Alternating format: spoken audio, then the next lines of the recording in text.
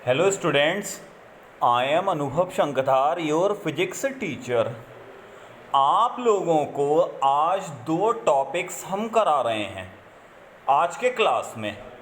दोनों टॉपिक ही इम्पॉर्टेंट हैं और उसमें एक टॉपिक तो प्रैक्टिकल एग्ज़ाम के लिए भी इम्पॉर्टेंट है। तो सबसे पहले आपको आज कराते हैं हम भाई वाटहीन धारा। वाटहीन धारा होती क्या है, देखिए सुनिए। इंग्लिश में कहलाती है वाटलेस करंट। क्या होती है, देखिए, यदि परिपथ में प्रेरकत्व, केवल प्रेरकत्व अथवा धारिता है अर्थात प्रतिरोध शून्य है। यदि प्रत्यावर्ती धारा परिपथ में केवल प्रेरकत्व अथवा धारिता है अर्थात प्रतिरोध शून्य है, ठीक है, तब परिपथ में धारा तो बहती है और औसत शक्ति क्षय शून्य रहता है। ऐसी धारा वाटहीन धारा कहलाती है। फिर से बताते हैं, यदि परिपथ में प्रत्यावर्ती परिपथ में केवल प्रेरकत्व अथवा केवल धारिता है, ठीक है, अर्थात प्रतिरोध शून्य है, तब परिपथ में धारा तो बहती है लेकिन औसत शक्ति क्षय शून्य रहता है। ऐसी धारा वाटहीन धारा कहलाती है, ठीक है। अब बच्चों एक चीज सुनिए ध्यान से, डेफिनेशन तो हो गई भाई। परिपथ में धारा की भाई हानि कब होती है? जब परिपथ में आप प्रतिरोध तार लगाते हो। प्रतिरोध तार क्या कार्य करता है? धारा की प्रबलता को कम करने का काम करेगा। लेकिन जब आप परिपथ में प्रतिरोध तार ही नहीं लगाओगे तो भाई औसत शक्ति क्षय क्या रहेगा? शून्य हो जाएगा। क्यों? जब भाई प्रतिरोध तार ही नहीं है तो भाई औसत शक्ति क्षय क्या रहेगा? शून्य। और ऐसी धारा कहलाती है वाटहीन धारा कि यदि परिपथ में केवल प्रेरकत्व है अथवा धारिता है अर्थात प्रतिरोध शून्य है तो परिपथ में धारा तो बहती है परंतु औसत शक्ति क्षय शून्य रहता है। ऐसी धारा वाटहीन धारा कहलाती है। अच्छा, दूसरा टॉपिक बच्चों आज है चोक कुंडली। आपके सामने जो डायग्राम बना हुआ है, तो इस डायग्राम को आप प्रैक्टिकल एग्जाम में चार्ट या मॉडल पे भी आप बना सकते हैं।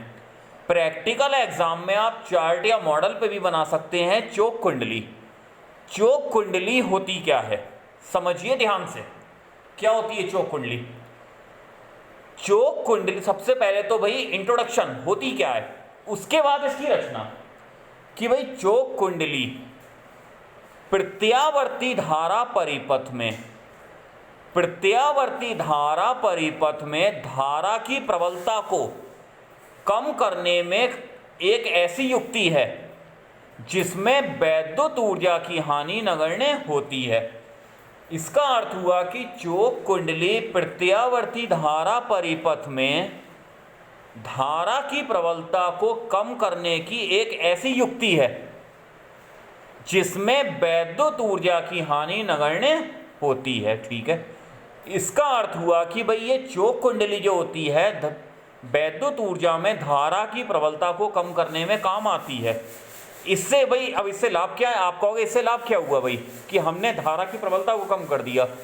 ऐसे में जितने भी इलेक्ट्रॉनिक्स उपकरण होते हैं महंगे वाले, इनको खराब होने का भय कम रहता है कि भाई इलेक्ट्रॉनिक्स उपकरण एक से एक महंगे आते हैं। मान लीजिए बहुत ज़्यादा हाई पावर की करंट आ गई तो ऐसे में उनके खराब होने का भय रहता है।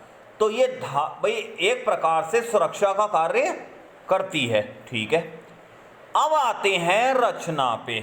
तो देखिए क्या रचना है। चोक कुंडली जो होती है लोहे की क्रोड पर तांबे के तारों को लपेटकर बनाई जाती है।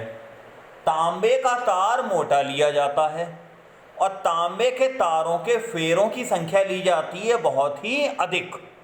मतलब कि चोक कुंडली जो होती है लोहे की क्रोड पर तांबे के तारों के पे फेरों की संख्या अधिक करके लपेटकर बनाई जाती है। तांबे के तारों की कुंडली बनाई जाती है और तांबे के तारों का संबंध प्रत्यावर्ती धारा परिपथ से कर दिया जाता है। ठीक है, एक बार दोबारा से बताते हैं। चोक कुंडली जो होती है वो लोहे की क्रोड पर तांबे के तारों को लपेटकर बनाई जाती है। मतलब कि लोहे की क्रोड पर तांबे के तारों की कुंडली बनाई जाती है। तांबे के तारों को भाई तांबे का तार मोटा लिया जाता है और तार के ऊपर फेरों की संख्या ली जाती है अधिक। तांबे के तारों का संबंध प्रत्यावर्ती धारा परिपथ से कर दिया जाता है। ठीक है, अब भाई इसमें दो सवाल उठते हैं अगर कोई स्टूडेंट इसको प्रैक्टिकल एग्जाम में बनाता है कि भाई आपने तांबे का ही तार क्यों लिया, कोई और तार क्यों नहीं लिया। सुनिए, तांबे का तार इस वजह से लिया गया क्योंकि तांबे के तार का प्रतिरोध शून्य होता है। ठीक है, कि भाई तांबे का तार क्यों लिया गया, क्योंकि तांबे का तार इसलिए लिया गया क्योंकि तांबे के तार का प्रतिरोध शून्य होता है। ठीक है, अब आपने यहां पर भाई तारों के फेरों की संख्या अधिक क्यों ली और लोहे की रॉड क्यों ली। भाई आपने कोई और रॉड क्यों नहीं ली, किसी और मेटल की, लोहे की, आयरन की रॉड क्यों ली। आयरन की रॉड और तांबे के तार के फेरों की संख्या अधिक लेने का कारण होता है कि भाई फेरों की अधिक संख्या और लोहे आयरन रॉड लेने की वजह से, क्योंकि इस वजह से इसका प्रेरकत्व क्या हो जाता है, अधिक हो जाता है। मतलब इंडक्टेंस क्या हो जाता है, बहुत ही ज़्यादा हाई हो जाता है। ठीक है, तो भाई सबसे पहले एक बार आज क्लास में जो भी आपको बताया रिवाइज करा दें। वाटहीन धारा क्या होती है। यदि परिपथ में केवल प्रेरकत्व अथवा धारिता है अर्थात प्रतिरोध शून्य है, तब परिपथ में धारा तो बहती है परंतु औसत शक्ति क्षय शून्य रहता है। ऐसी धारा वाटहीन धारा कहलाती है। ठीक है, अब आती है चोक कुंडली। चोक कुंडली होती क्या है, सबसे पहले तो आप ये समझिए, चोक कुंडली एक ऐसी युक्ति है जो प्रत्यावर्ती धारा परिपथ में धारा की प्रबलता को कम करने में काम आती है और वैद्युत ऊर्जा की हानि क्या होती है, नगण्य होती है। ठीक है, अब रचना क्या है भी, यह एक उच्च प्रेरकत्व तथा नगण्य प्रतिरोध वाली कुंडली होती है जो लोहे की क्रोड पर तांबे के तारों को लपेटकर बनाई जाती है। तांबे के तारों का संबंध प्रत्यावर्ती धारा परिपथ से कर दिया जाता है। तांबे का ही आपने तार क्यों लिया, क्योंकि तांबे के तार का प्रतिरोध क्या होता है, शून्य होता है। और भाई आयरन रॉड क्यों ली, लोहे की रॉड क्यों ली आपने, और फेरों की संख्या अधिक क्यों ली। लोहे की रॉड लेने की वजह से इसका प्रेरकत्व क्या हो जाता है, अधिक हो जाता है और फेरों की संख्या लेने से प्रेरकत्व भी क्या हो जाता है, अधिक हो जाता है। और तांबे के तारों का संबंध प्रत्यावर्ती धारा परिपथ से कर दिया जाता है। तो बच्चों इस चीज को आप, इस डायग्राम को आप पेंसिल से ड्रॉ करिएगा और प्रैक्टिकल एग्जाम में आप चार्ट या मॉडल पे भी आप ड्रॉ कर सकते हैं। क्वेश्चन भी हम आपको भेज रहे हैं कि ये क्वेश्चंस एग्जाम में कैसे आते हैं। जैसे मान लो किसी भी टॉपिक से 10 क्वेश्चन अपने आप बनते हैं। आ गया कि चोक कुंडली में प्रवाहित धारा वाटहीन ही धारा क्यों होती है। आप कहोगे वाटहीन धारा इसलिए होती है क्योंकि इसमें वैद्युत ऊर्जा की हानि क्या होती है, नगण्य होती है, जिस वजह से चोक कुंडली में प्रवाहित धारा वाटहीन धारा होती है। ठीक है, तो ये 2 टॉपिक्स आज आपके हमने तैयार करवाए, इंपॉर्टेंट है एग्जाम के लिए, तैयार कर लीजिएगा।